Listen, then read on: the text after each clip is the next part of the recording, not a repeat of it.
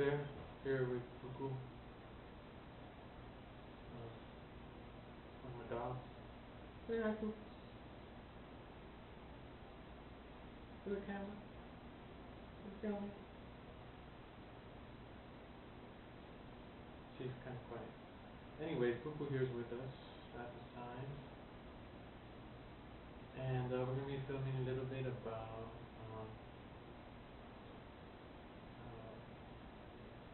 The Headless Way by Douglas Harding. I understand this thing about meditation. I have to get into a little bit about this. Douglas Harding was an English writer who wrote about basically most of all is seeing yourself without a head and so on and so forth, which was really important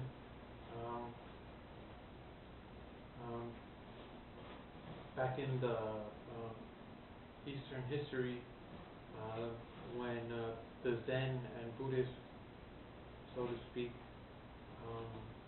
ideologies basically also talked about how one is the seer, not the doer.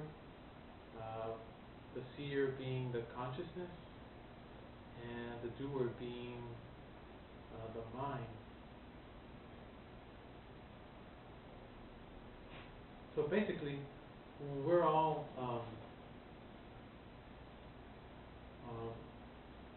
when we meditate, let's say, we all have a doer and a seer. I don't know if I am explaining myself well. Our seer could be seen as our consciousness, our soul.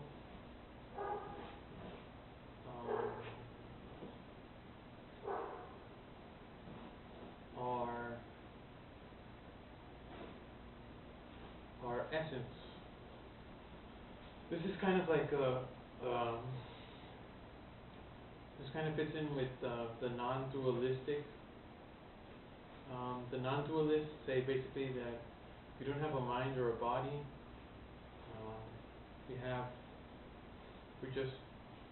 We are one. Guess who's like Cuckoo. And so basically this is different from what we have been, this dualism that has been championed since the times of Rene Descartes. Descartes, I don't know if I pronounced that right. Descartes. Anyways, his philosophy was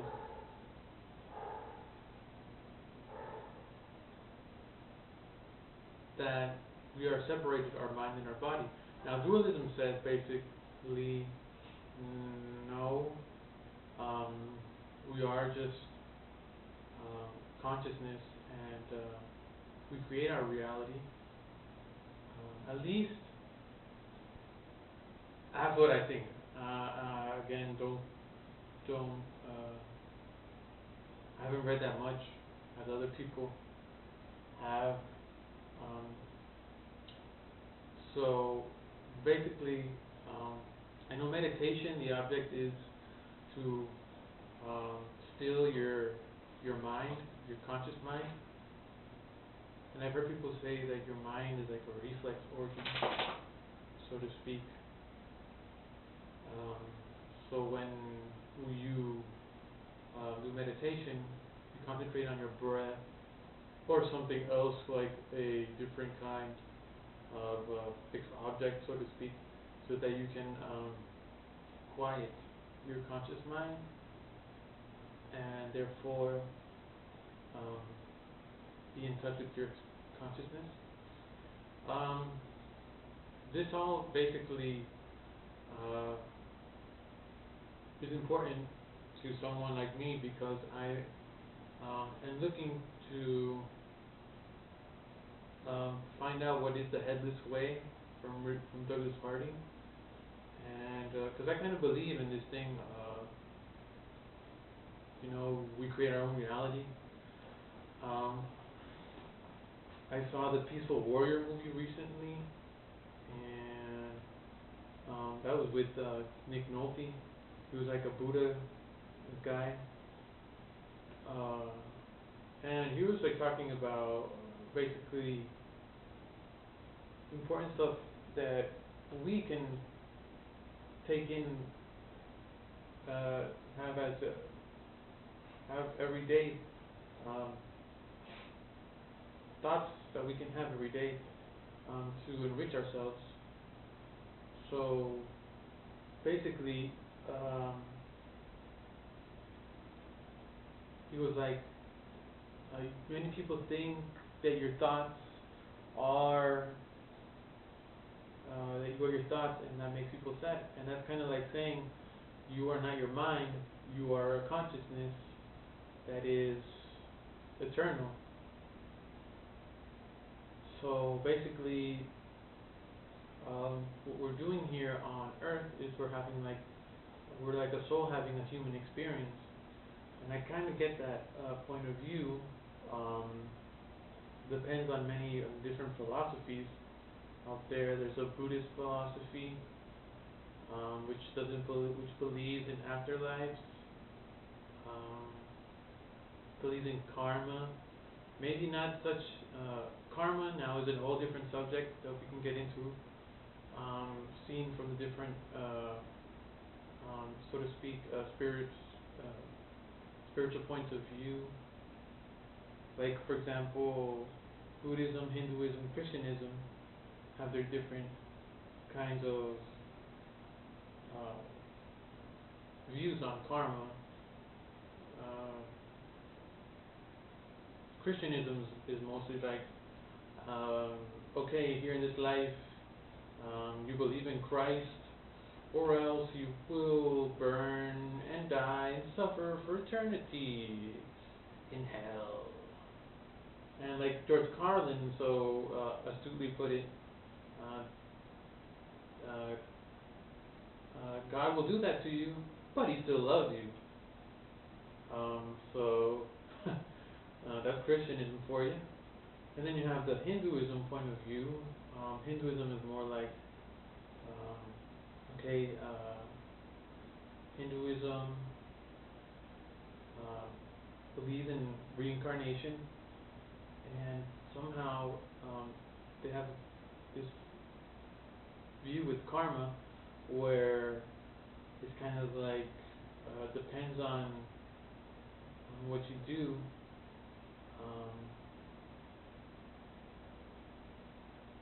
Then you will be on the receiving end of, like, kind of like the law of the Newton guy. Every action has a reaction. Um, so if we do something in the Buddhist, in the Hindu, Hindu sense, in the Hindu ideology, then we will receive this action either now or in a future life. So some people see that as like saying, okay, in this life, some people were born, at a disadvantage somehow, be it poverty, a different physical disability, etc., etc., etc. So basically, that's like a tit for tat kind of um, uh, Hinduistic, so to speak, point of view. So then we have the Buddhist one, which is more like, okay, karma is something that happens to you. It happens to you though in a sense that, okay, it doesn't really, it's like whatever you do, you will, um, it can affect you, though it's not like it'll affect your karma like just works on you, so to speak. Like if you do something, uh, um, you will probably maybe because of this action, um, be on the receiving end maybe of an action like that. Um, so um, of an action that might have to do with that first action that you made, which was maybe something you didn't something harmful, perhaps. Anyways, um, so those are the three kind of karma uh, ideas, so to speak, from different ideologies or spiritual points of view. Um, yeah, and so basically, that kind of stuff is interesting when we're talking about the headless way, because the headless way basically talks about, okay, we don't have a head, we create our own reality. So that kind of ties in with meditation, still your conscious mind, so you can get to the unconscious, where you have, where you can kind of get solutions to your problems and stuff. And that's true, because I don't know how many times it happened to you. I know it happened to me a couple of times. Like you have a problem, and then and you go to sleep thinking about this problem, and you wake up in the middle of the night or in the afternoon, or if you sleep that much, thinking, waking up with a solution. So basically, your subconscious mind when you're sleeping is very active. Your conscious mind is probably not, and that's where your subconscious mind maybe tunes in with the universe or collective unconsciousness. Could be, somehow,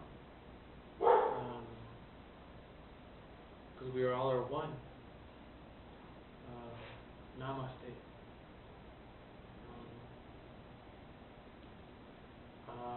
I honor that which is divine in you. You know that phrase. I have it on my Facebook page. Don't really. When you are in that place and I am in that place, we are one. Namaste. That kind of thing. Anyways, guys, I digress. Some amount here. So we're talking about this headless way. If anybody can really chime in here and give me throw me a bone here, I'd really be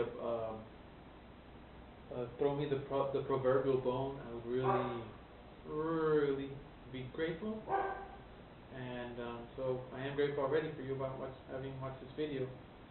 So if you know what the headless is way, and you know the experiments, I've done them, I don't really understand. If you could drop a line on YouTube, I would appreciate it. Thank you, YouTube viewer, very much for watching this video, and have a great evening.